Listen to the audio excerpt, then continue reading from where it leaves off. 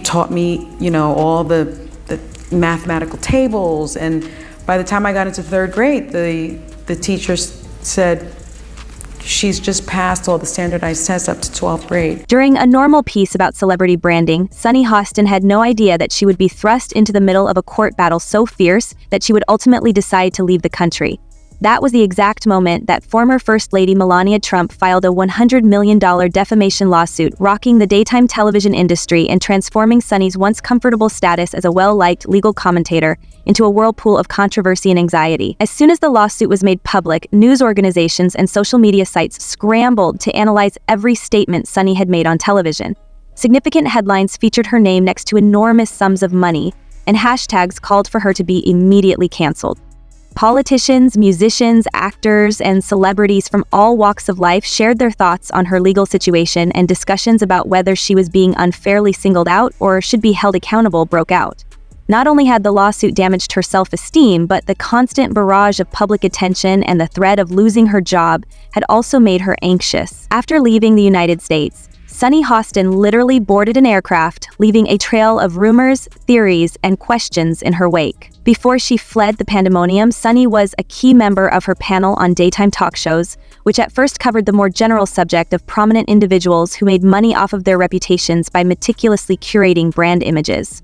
The discussion started off as a light-hearted one that took into account politicians, reality TV stars, and social media influencers. It was discussed among the group whether the pictures these well-known people projected were real or just a sophisticated marketing gimmick, but everything changed when Melania Trump's name came to light. Sunny, who has a reputation for having a sharp legal mind and having served as a federal prosecutor in the past, contributed an analysis that concentrated on the potential legal repercussions of public persons making false or deceptive claims. She cited hypothetical circumstances that could be used to examine charity claims in court. That's unbelievable. But this is inspired by the summer that you spend at the beach with your family. So what is it like to share that time with your children? It's amazing. I mean, there are only 3 places in the country where Black folks were allowed to summer. She considered this comment to be a reasonable examination of a prominent figure's legal risk at the time. Her critics, however, interpreted it as a vague charge that Melania Beach, although her critics perceived it as a thinly veiled allegation that Melania may have engaged in dishonest or fraudulent practices. She, at the time, interpreted this comments as a reasonable discussion of a public figure's potential exposure to lawsuits. Almost immediately, Sunny had no idea that these comments would set up a media frenzy beyond anything she had ever experienced. I think she hates him. Yeah, well, yeah. Okay, so we can all agree on that. That's a given. I also think that she wants to take him out. She does not want to be the first lady anymore. They agree. She doesn't want to be the first lady. She destroyed the Rose Garden. Who hates Christmas? Melania Trump hates Christmas. She doesn't want to decorate for Christmas. She doesn't want anything to do with him. She doesn't want to sleep in the same room with him.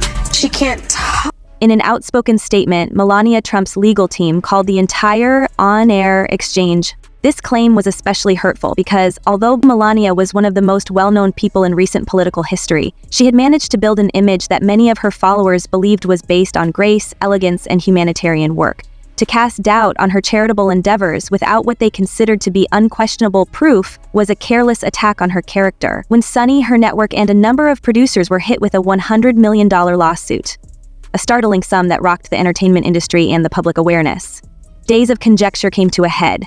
Aside from the lawsuit's size, it also threatened to ensnare the whole production team of the talk show in a protracted court battle that could last months or even years. Reluctant to share it, actually. Why? I will tell you, because I knew that it would get pickup. I knew that it would be Sunny Hostin from The View. And so what? I know. But this happened to you. You weren't lying. It happened, but I will tell you, right after it happened, I went over to Joy Behar's house. And she said, "What's wrong with you? You're not your usual self." And I told her, and she said, "We're talking about this on the show." The public responded with ferocious fervor as the story gained traction, and speculation circulated that the network may split from Sunny to avoid culpability. Social media sites erupted in hashtags that either supported Sunny's freedom to free speech or vilified her. "Number cancel Sunny," yelled one camp, accusing Sunny of insulting Melania and using her platform carelessly. An opposing party responded by citing Sunny's political affiliations and pointing out that talk shows frequently feature heated debates and that Sunny's legal analysis was the exact reason she was employed. Her supporters maintained that open discourse would be severely hampered if influential people could bring legal action against TV personalities each time their reputations were called into question. In the meantime, tabloids ran dramatic headlines saying that Sunny was going to leave the show soon and that her relationships with her co-hosts were irreversibly ruined.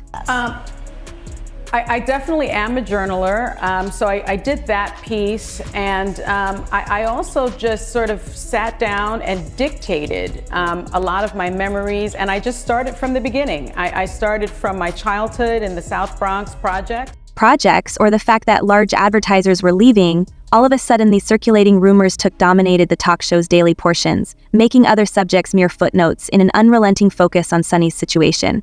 Celebrity voices added to the drama practically hourly during the media frenzy, including Joy Behar, longtime co-worker. Sunny appeared divided between standing up for her buddy and remaining impartial, so as not to be implicated in the case against Meghan McCain. In an enigmatic tweet, a former co-host questioned whether she was covertly criticizing Sunny's comments and emphasized the importance of being certain before speaking to avoid stoking rumors. In a statement, Kim Kardashian, who had become well-known in the legal community for her advocacy work, reminds the public that big media, particularly daytime television, have an obligation to carefully frame or examine topics. During her own show, Megyn Kelly discussed the need for talk show hosts to be careful not to veer into defamatory territory, particularly in a time when social media rapidly magnifies any controversial remark. The fire was fueled by each fresh comment, which led to more rumors, more speculation, and more fear. There was anarchy among Sunny's troubled producers in the network's office. Executives were frantically trying to choose whether to investigate a settlement or release a statement defending Sunny, a strategy for a settlement that could prevent the lawsuit from blowing up. To ease tensions, some suggested Sunny go on TV with a clarification or retraction. Others argued that this would appear to be an admission of guilt and lead to more legal issues. Despite having dealt with numerous controversial topics and being no stranger to controversy, Sunny attempted to appear composed throughout her daily appearances, but insiders said she was genuinely upset. As a legal analyst, nothing came close to the scope of Melania Trump's $100 million lawsuit. The stress on Sunny's personal life was tremendous, and the possible legal expenses alone threatened to surpass anything she had made in her profession thus far. As the days passed and the strain increased, she silently started to question if staying in the United States during this explosive time was the best course of action. Suddenly, there were rumors that Sunny had traveled overseas for a short while. These seemed like frivolous tabloid chit-chat at first, but as fans observed her glaring absence from the talk program, the rumors began to gain traction. Social media investigators examined every conceivable hint, including airline logs and paparazzi images, despite the producer's citation of a previously planned vacation. The most popular trending topic soon became whether Sunny had actually left the country to avoid the lawsuit. The actual bombshell then came. Sunny was photographed in a European airport by a number of sources, including a well-known paparazzo. Half hidden under a scarf and sunglasses, she seemed rushed and nervous as she moved through a VIP terminal. She was merely on a lengthy planned family vacation, according to a statement from her representative. For me, the two events are related in a few ways, but seeing my uncle in front of me led me to choose to pursue a career in prosecution, and it appeared to me that the police didn't care about him.